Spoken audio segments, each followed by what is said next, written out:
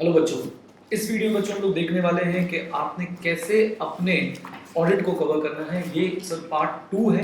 इसका पार्ट 1 अगर आपने नहीं देखा है तो मैंने उसमें बताया था कि कौन से चैप्टर हैं जो बहुत इंपॉर्टेंट है, कौन से चैप्टर को पहले करने चाहिए और कौन से चैप्टर हैं जो आपको बाद में करने चाहिए। राइट तो सर जो चैप्टर आपको पहले करने चाहिए और जो चैप्टर को बाद में करने चाहिए वो सब आपको अगर जानकारी चाहिए, उस वीडियो को अगर आपको देखना है तो इसी वीडियो के कमेंट सेक्शन में मैंने सर उस वीडियो का लिंक दे रखा है।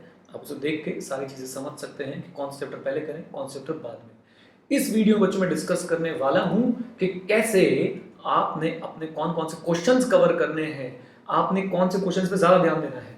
चलिए sir, irrespective of the fact कि आप कौन सी बुक से पढ़ रहे हैं, मैं सर यहाँ पे डिस्कस कर रहा हूँ अपनी बुक से, बट इससे कोई फर्क नहीं पड़ता आप मेरी बुक से पढ़े हो या ना पढ़े हो।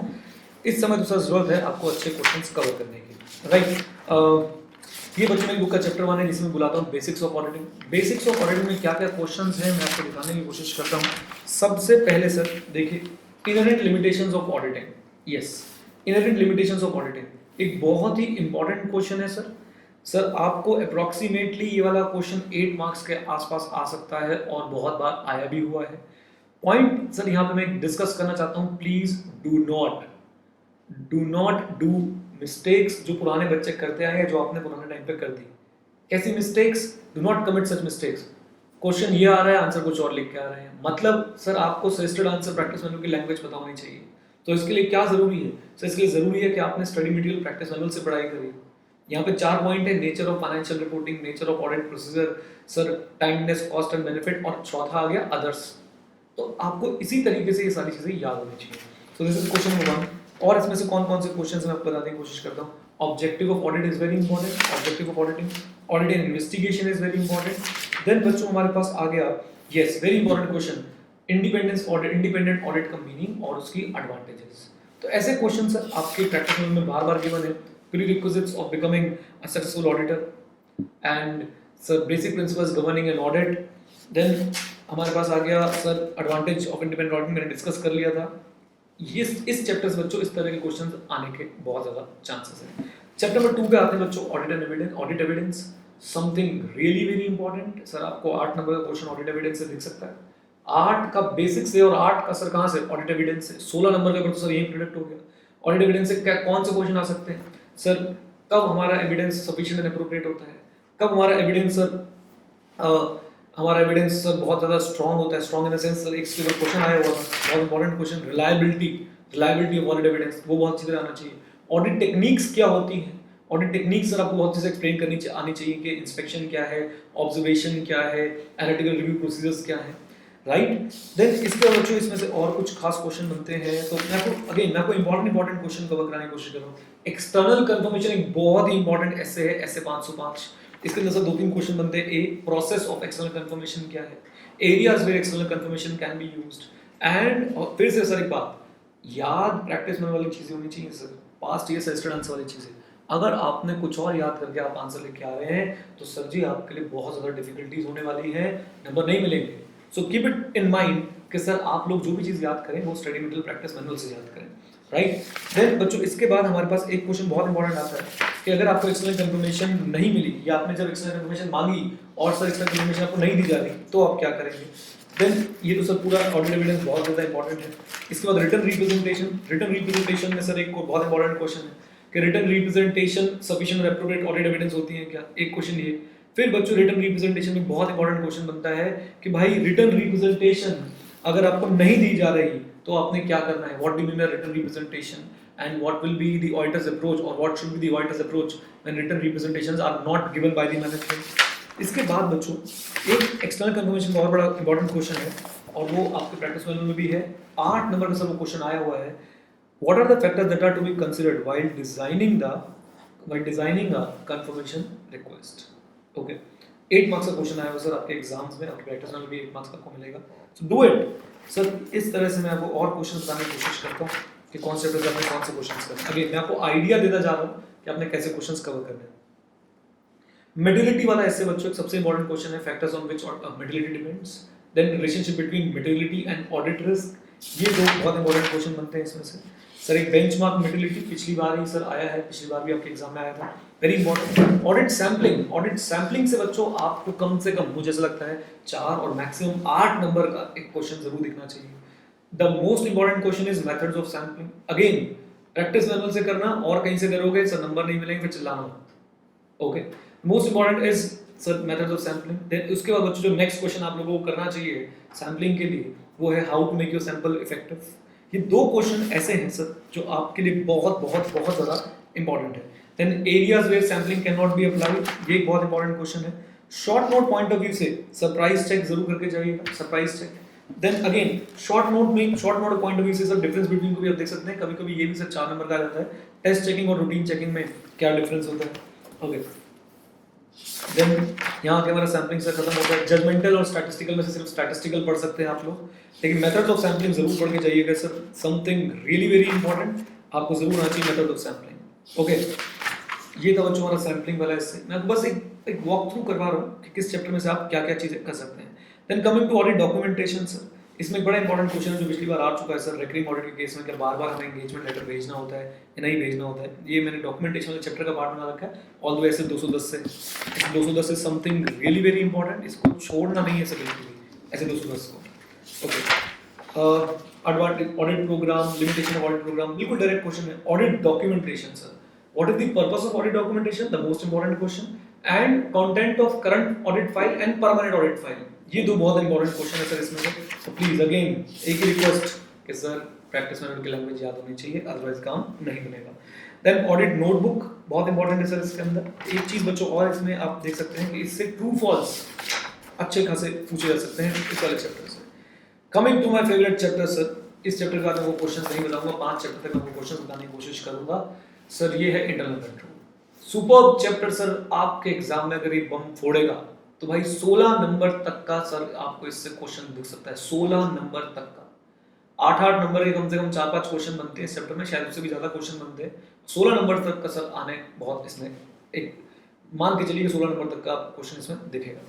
आइए देखने की कोशिश करते हैं सर। इंटरनल कंट्रोल का मीनिंग सुपर इंपॉर्टेंट, आपके एग्जाम में आए ना आए आपको कहीं ना कहीं जरूर लिख के आना पड़ेगा। देन हमारे पास सर जो इंपॉर्टेंट क्वेश्चन बनते हैं, एक है sir inherent limitations of IC.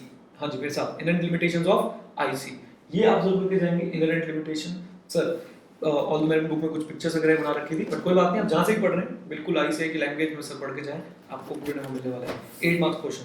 Review of IC bye auditor, internal control review जब हमारा ऑडिटर करता है तो सर उसके क्या एडवांटेजेस होते हैं। अगेन ये 10 एडवांटेजेस हैं बच्चों, ये आपको एज इट इज याद होनी चाहिए। एग्जाम में सर ये मैंने प्रैक्टिस में से उठाया, ये क्वेश्चन भी बहुत ज्यादा इंपॉर्टेंट सर आपके एग्जाम में। Again 8 marks question.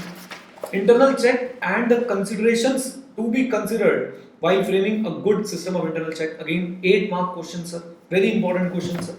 देन इसके बाद बच्चों internal audit and objective of internal audit, again sir 8 mark question sir. Internal audit क्या होता है, उसके ऑब्जेक्टिव्स क्या होते हैं, ये सारी चीजें बहुत इंपॉर्टेंट है।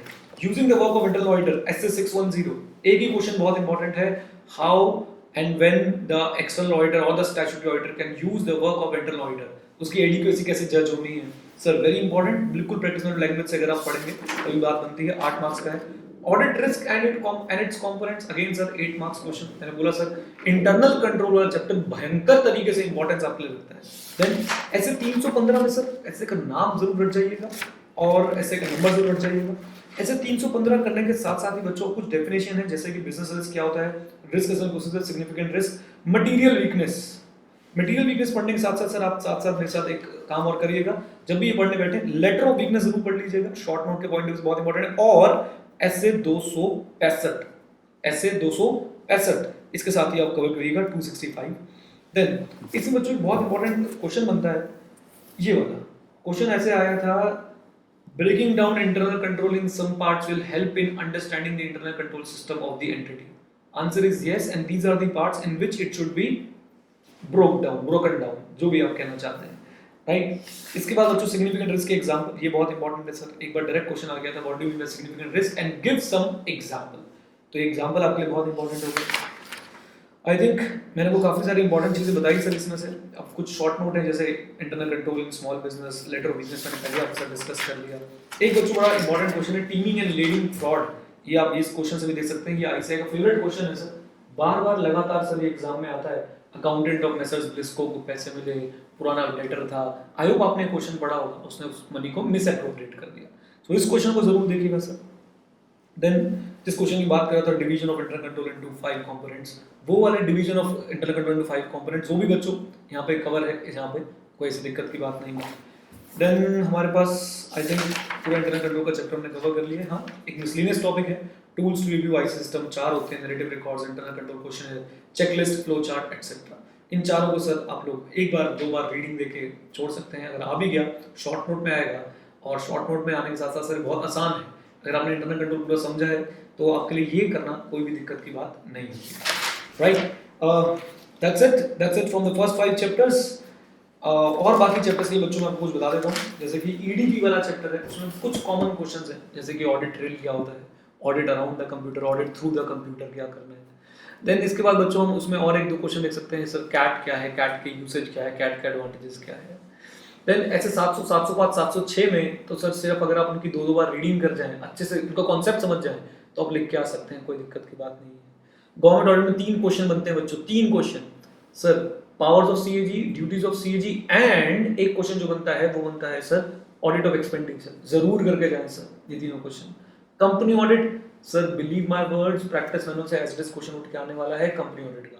प्रॉब्लम ये है कि प्रैक्टिस मैनुअल में सब कुछ मिक्स कर दिया, सब कुछ एकदम मिक्स कर दिया, सारे क्वेश्चन एक साथ दे दिए सर, उसमें 299 भी जोड़ दिया, 700 भी जोड़ दिया। आप सिर्फ उसमें से कंपनी ऑडिट के क्वेश्चन निकालें, सेक्शन 139 टू सेक्शन 148 एंड 128, 129, 133, 140, 134, बस इन सेक्शन के आपको क्वेश्चन अगर देखें प्रैक्टिस मैनुअल में जरूर करके जाएं सर। जिन्होंने मुझसे कोचिंग ली थी उन्हें मैंने बच्चों इसका एक पूरा का पूरा क्वेश्चन बैंक पकड़ाया था कंपनी ऑडिट का, आपको याद होगा सर। उनको आप उसको आप देख के जाएं, अदरवाइज सर जिन्होंने कोचिंग नहीं ली थी आप प्रैक्टिस मैनुअल से पढ़ के चले जाएं, दैट्स इट। ट्रू फॉल्स बहुत ज्यादा आ सकते हैं सर, मुझे कम से कम 8 नंबर के ट्रू फॉल्स नजर आ रहे हैं कंपनी ऑडिट से कम। ओके, सो उनको जरूर उस एंगल से जरूर पढ़ें, जो आपकी लिमिट्स आए कि इतने दिन में ऑडिटर अपॉइंट करना है, इतने दिन में ऑडिटर अपॉइंट नहीं करना है, या इतने दिन में रेजोल्यूशन पास करना है, दैट इज वेरी इंपॉर्टेंट। तो इस तरीके से सर आप अपना कंपनी ऑडिट कवर करिए। Then vouching verification special audit की बच्चों एक खास बात, please for God sake language institute की लिख के आना, जनरल पॉइंट में लिखना, check bank book, check passbook. लल्लू लगते हो तुम लोग जब तुम ऐसे काम करते हो, ठीक है। सो प्लीज बिल्कुल भी ऐसे काम ना करें, आप वही करके आए, आप सर वही चीजें देखें, या मैं बोलूंगा वही चीजें लिख के आए सर जो आपके एग्जाम के लिए बहुत ज्यादा जरूरी है, बिल्कुल इंस्टीट्यूट के पॉइंट ऑफ व्यू से, सही आंसर के पॉइंट ऑफ व्यू से, राइट। तो स्पेशल ऑडिट और वाउचिंग वेरिफिकेशन में ये बहुत जरूरी है, ये बात समझ आ रही है आपको, राइट। चलिए सर, तो इन चीज़ों के साथ बच्चों को रैप अप करता हूँ। कुछ मिसलेनियस चैप्टर है उनको जरूर देख लीजिएगा, जैसे कि आपके सर AASB वाला चैप्टर हो गया, या मिसलेनियस क्वेश्चन एंड टॉपिक हो गए, questions and topic and miscellaneous item under companies है। एक 2 बार रीडिंग भी देंगे, थोड़ा बहुत याद रहेगा, दैट्स इट। इससे ज़्यादा की सर आपको जरूरत नहीं है। आई होप बच्चों वीडियो आपके लिए हेल्पफुल रही, और भी कुछ हो पाया तो मैं पेपर से पहले जरूर कोशिश करूंगा आप लोगों को दिखाने की। Okay, first part sir link description में है, 1-2 और वीडियोस ऑडिट से रिलेटेड है उनका भी लिंक डिस्क्रिप्शन में है, थ्योरी कैसे पढ़े उसका भी लिंक डिस्क्रिप्शन में है। Just stay connected, stay ahead, all the very best. Jai Hind.